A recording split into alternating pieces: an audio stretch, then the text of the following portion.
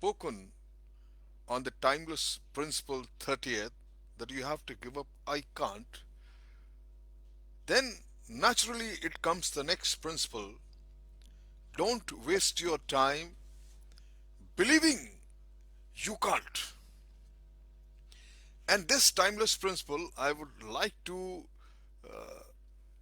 tell you by giving certain examples of people who have defied their age, and they didn't waste their time believing that they can't. I was talking about a person who was 63 at the time. He picked up the back end of a car to get rid of her grandson's arm. Believe me, when I read about that man, it is simply unbelievable, because he writes and confessed that by that time he had never lifted anything heavier than maximum 10 kgs of a bag or something. And look how suddenly he could have do this. And that's a belief. He writes that from there on he never wasted his life or time believing that he can't. And at that time he was 64 years old. I must tell you about another author. When I read his book, The Peak Performance, I was quite impressed, because he naturally followed this timeless principles of not wasting his life and believing that he can, or not believing that he can't. The Peak Performance, in one of his interview, she says that she was too interested since his childhood, learning about geology. But he was not getting the right opportunity and outlet. So finally, after having spoken to someone or reading something about in this field, that he can do whatever he wants to do, he said he didn't like to think about it because it challenged his beliefs about what he could do and what he couldn't do. My friend, even the person who lifted the back of the car, I said he was 63.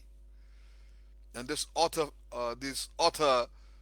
when this thought started coming to him, he was 64.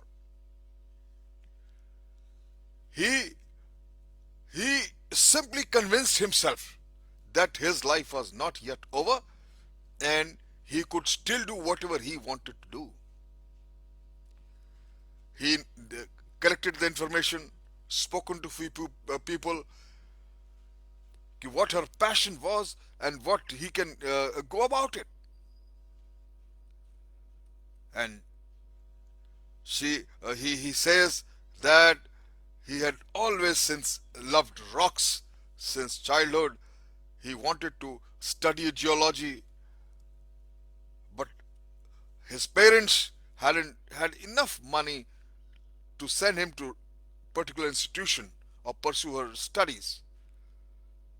And at the age of 64, this author friend, when he was established, he decided to go back to the school and study geology.